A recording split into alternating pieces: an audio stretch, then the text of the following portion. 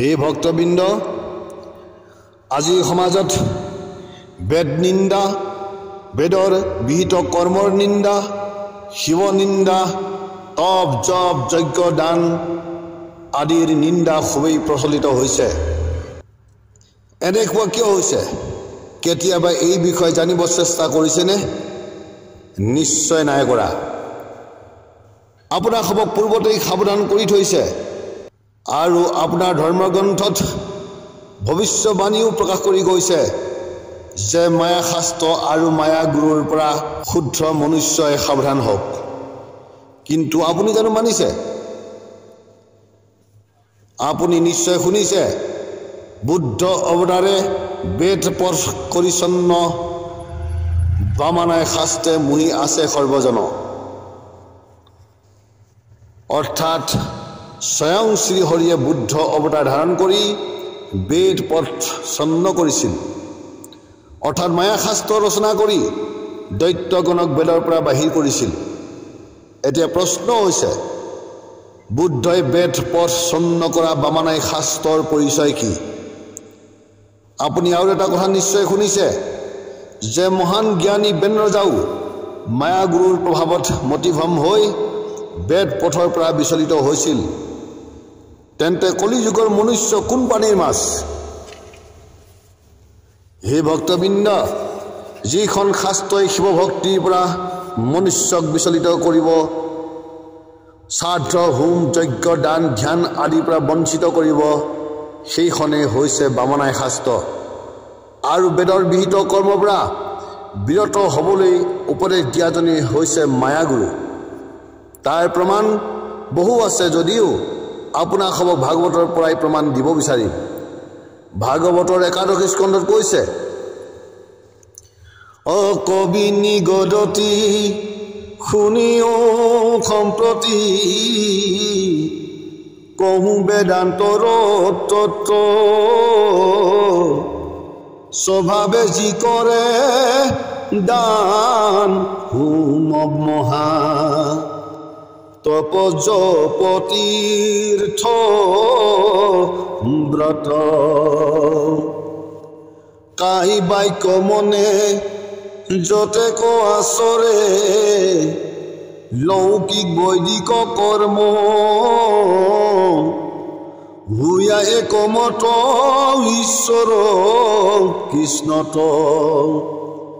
অৰ্পিব শিশব ধৰ্ম, নিত্য নৈমিত্ৰিক যত জাতি ধৰ্ম, আশ্ৰমৰ যত কৰ্ম, কৃষ্ণত অৰ্পিলে জানা, সিও হয় মহাভাগৱত ধৰ্ম। হে ভক্তবৃন্দ, এই পদকেইফাগিৰ পৰা নিশ্চয় আপোনালোকে বুজিব পাৰিছে। ইয়াত কৈছে যে কবি নিগদতি শুনিও সম্প্ৰতি, কহো বেদান্তৰ তত্ত্ব, স্বভাৱে যি কৰে দান হোম মহা, তপ জপ তীৰ্থ ব্ৰত,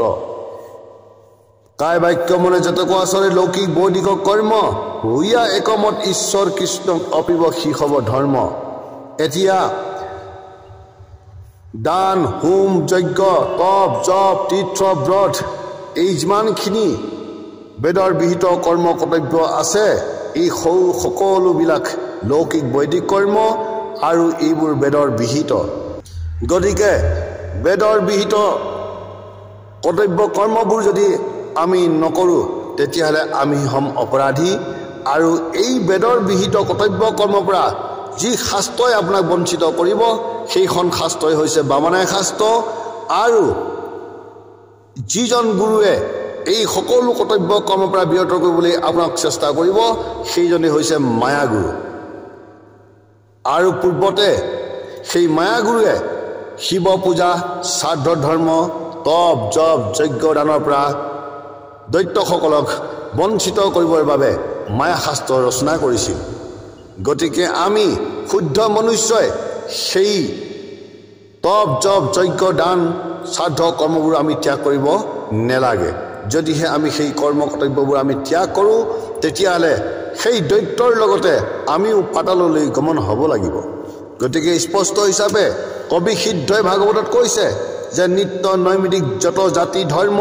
আশ্ৰমৰ যত কৰ্ম কৃষ্ণত অৰ্পিলে জানা সিও হয় মহাভাগৱতৰ ধৰ্ম তেতিয়াহ'লে আপোনালোকে জানি লওক যে মায়া শাস্ত্ৰ কোনখন আৰু মায়া ধৰ্ম কোনটো আৰু মায়া গুৰু কোন এই মহান তত্ত্বক আপুনি নিজেই চিন্তা কৰি নিজেই খোজ কৰি প্ৰকৃত ধৰ্মটোক আপুনি গ্ৰহণ কৰিবলৈ চেষ্টা কৰিব পুনৰ অভিউত্তৰ সিদ্ধই কৈছে এই ৰাম বেদে যাক বিহি আছে তাকে বুলি কৰ্ম বেদে যাক নিষেধিলে সেহিটো বিকৰ্ম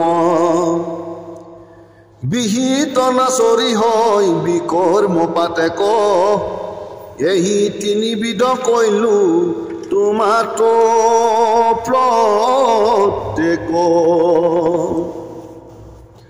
পৰম অজ্ঞানী হয় যিটো দুষ্ট চিত্ৰ নকৰে ইসব কৰ্ম বেদৰ বিহিত যাইবে সিটো বিকৰ্ম পাপত অধুগতি মৰি মৰি উপজিবে যাতনাৰ প্ৰতি হেন জানি নিয়মিব আপোনাৰ চিত্ৰ কৰিব খাতিক কৰ্ম বেদৰ বিহিত এতিয়া আমাক মহাভাগৱতে কি কৈ গ'ল যে সেইজন হ'ল পৰম অজ্ঞানী সেইজন হ'ল দুষ্ট যিজনে বেদৰ বিহিত এই কৰ্ম কৰ্তব্যবোৰ নকৰে আৰু সেই মহান বেদৰ পবিত্ৰ কৰ্ম কৰ্তব্যবোৰ যিজনে নকৰে সেইজন বিকৰ্ম পাপী বুলি কৈছে আৰু তেওঁ পাপত অধুগতি যায় বুলি আমাক ভাগৱতে প্ৰকাশ কৰিছে আৰু এই বুলিও কৈছে যে সেই ব্যক্তিজনে মৰি মৰি যন্ত্ৰণা ভুগিবলৈ আকৌ পুনৰ এই পৃথিৱীত জন্ম ল'ব বুলি আমাক ভাগৱতে প্ৰকাশ কৰিছে তেতিয়াহ'লে আমি এই মহান তথ্যসমূহ জানিও আজি বেদৰ বিহিত কৰ্ম কৰ্তব্যৰ পৰা আমি বঞ্চিত কিয় হৈছোঁ আমি নিন্দা কৰিছোঁ কিয় তেতিয়াহ'লে আপোনালোকে নিশ্চয় জানিব লাগিব আপুনি মায়াবীৰ গুৰুৰ প্ৰভাৱত পৰিছে মায়াবীৰ গুৰুৰ বাক্যত পৰি আপুনি ভ্ৰমিত হৈ নিজৰ ধৰ্মক আপুনি ত্যাগ কৰিছে আৰু আপুনি অন্য ধৰ্মলৈ ধৰ্মান্তৰণ হৈছে এই কথাটো আপুনি স্পষ্ট জানি লওক এই ভাগৱতৰ পদত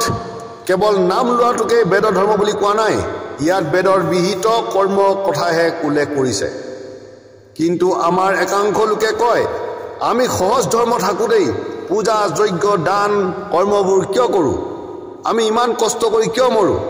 গতিকে সেই কৰ্মবোৰ আমি কৰি লাভ নাই আমি নাম লৈ ঈশ্বৰ ভগৱন্তৰ ওচৰত পামগৈ এনেদৰেও আমাৰ সমাজত প্ৰকাশ আছে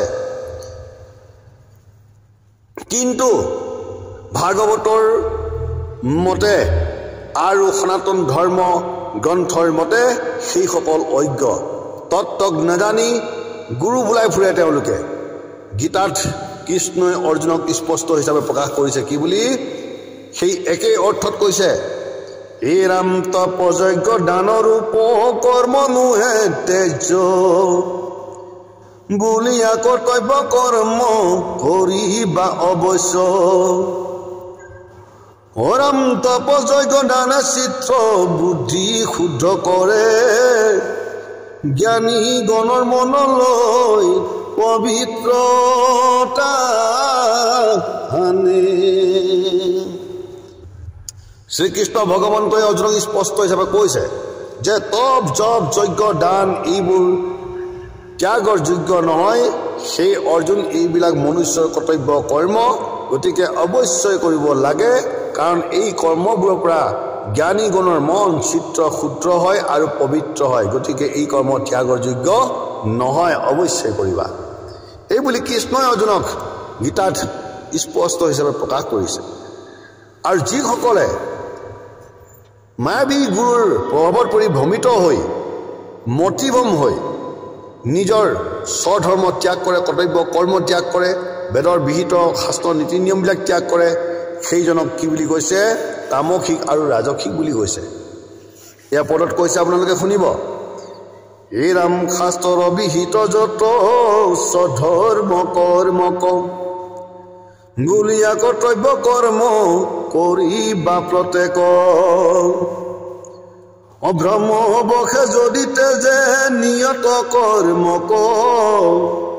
সেই কৰ্ম ত্যাগকে বোলে তামসিক শাস্ত্ৰৰ বিহিত যিমান স্বধৰ্ম আছে বা স্বকৰ্ম আছে কৰ্তব্য কৰ্ম আছে সকলোকে নিজৰ কৰ্তব্য কৰ্ম বুলি প্ৰত্যেকজনেই কৰিবা বুলি শ্ৰীকৃষ্ণই আমাক আজ্ঞা দিছে সুন্দৰ হিচাপে ইয়াত প্ৰকাশ কৰিছে কি বুলি শাস্ত্ৰৰ বিহিত যত স্বধৰ্ম কৰ্মক বুলিয়া কৰ্তব্য কৰ্ম কৰিবা প্ৰত্যেকজনকে কৰিবলৈ আদেশ দিছে কোনে শ্ৰীকৃষ্ণ ভগৱন্তই আকৌ সুন্দৰকৈ কৈছে যে ভ্ৰমবশে যদি তেজে নিয়ত কৰ্মক সেই কৰ্ম ত্যাগকে বোলে তামসিক যদি আপুনি কোনোবা গুৰুৰ যদি আপোনাৰ ভ্ৰমত পৰি বা উপদেশত পৰি আনৰ কথাত পৰি যদি আপুনি ভ্ৰমত পৰি যদি আপুনি নিজৰ কৰ্তব্য কৰ্ম যদি আপুনি ত্যাগ কৰিছে তেতিয়াহ'লে আপুনি এজন তামসিক আকৌ কৈছে এই ৰাম দুখকৰ হ'ব বুলি ভাবি শৰীৰৰ নকৰে কৰ্তব্য কৰ্ম বিহিত শাস্ত্ৰৰ নোৱাৰে লভিব ফল প্ৰকৃত ত্যাগৰ জানিবা ৰাজসিক ত্যাগ নাম তাৰ এতিয়া আপোনালোকক স্পষ্ট হিচাপে মই এইখিনিতে বুজাই দিব বিচাৰিছোঁ যিজন মনুষ্যই দুখ হ'ব কষ্ট হ'ব বুলি সহজ ধৰ্ম বিচাৰি তেওঁলোকে বেদৰ বিহিত কৰ্ম ত্যাগ কৰে সেইজন মনুষ্যই কোনোদিন প্ৰকৃত ত্যাগৰ ফল লাভ কৰিব নোৱাৰে আৰু সেইজন ব্যক্তিয়ে ৰাজসিক বুলি শ্ৰীকৃষ্ণ ভগৱন্তই স্পষ্ট হিচাপে প্ৰকাশ কৰিছে গতিকে আমাৰ ভক্তবৃন্দই এই বিষয় ভালকৈ বিচাৰ কৰাটো খুব মানে উচিত হ'ব যে আমি এতিয়া মায়াবী গুৰু শৰণ ল'ম নে আমি প্ৰকৃত যি আমাৰ সনাতন ধৰ্মৰ গুৰু আছিল আমি তাৰ শৰণ ল'ম এই কথাটো আপুনি নিজেই বিবেচনা কৰি ল'ব লাগিব কাৰণ শাস্ত্ৰসমূহৰ ভিতৰত বহুতো কিছুমান প্ৰমাণিত তথ্য আছে যি তথ্যৰ মাজত আমি যেতিয়া সোমাই পৰিম তেতিয়া সকলো তথ্য কি হৈ পৰিব পানী হৈ পৰিব গতিকে আমি আপোনালোকক নিবেদন কৰিম আপোনালোকে বেদৰ ধৰ্ম কৰ্তব্য কৰ্ম নীতি নিয়মক উলংঘন নকৰিব আৰু এই কৰ্ম কৰ্তব্য নীতি নিয়মক উলংঘন কৰাজনেই হৈছে ম্লেচ্ছ আৰু অধৰ্মী এইবোৰ বাক্য আমি কোৱা নাই আমাৰ সনাতন ধৰ্ম গ্ৰন্থৰ সমূহতেই প্ৰকাশ আছে আপোনাৰ ধৰ্ম গ্ৰন্থতেই প্ৰকাশ আছে তথাপিও যদি আপুনি চিনিব পৰা নাই সেইটো ভুল আমাৰ নহয় সেই ভুলটো আপোনাৰ আৰু লগতে আপোনালোকক মই আৰু এটা মহান তত্ত্ব মই বুজাই দিব বিচাৰিছোঁ আমাৰ কলি যুগত শিৱক নিন্দা বা শিৱক পৰমেশ্বৰ নহয় বুলি প্ৰকাশ কৰা এই কাৰণসমূহ আপোনালোকে হয়তো নেজানে বা হয়তো আপোনালোকে সেই মহান তথ্যবিলাক আপোনালোকে পোৱা নাই পূৰ্বতে কলি দেৱতাক স্বয়ং শ্ৰী হৰি ভগৱন্তই বচন দিছিল যে হে কলি মই কলি যুগত নিজেই তোমাৰ ম্লেচ্ছ বংশ বৃদ্ধি কৰিম আৰু মই নিজেই মায়া শাস্ত্ৰ ৰচনা কৰি মই কি কৰিম তোমাক সহায় কৰিম এই বুলি স্বয়ং শ্ৰী হৰি ভগৱন্তই কলি দেৱতাক বচন দিছিল আৰু সেই বচনৰ অনুসৰি বৰ্তমান কলি যুগত শ্ৰী হৰি ভগৱন্তই বা কৃষ্ণই নিজেই লীলা কৰি আছে নিজেই লীলা কৰি মায়া শাস্ত্ৰ ৰচনা কৰি মায়া ধৰ্ম প্ৰচাৰ কৰি মনুষ্যক কি কৰি আছে বেদ পথ ছন্ন কৰি বেদৰ বিহিত কৰ্তব্য কৰ্মৰ পৰা বিচলিত কৰি আছে আৰু এইটো চিৰন্তন সত্য যদি আপোনালোকে এই মহান তত্ত্ব ৰহস্যবোৰ জানিব বিচাৰে তেতিয়াহ'লে শিৱ মহাপুৰাণ লিংগ মহাপুৰাণ ইস্কন মহাপুৰাণ পদ্ম পুৰাণ আদি আপোনালোকে ভালকৈ চাই ল'ব তাত সকলো কথা সন্নিৱিষ্ট কৰা আছে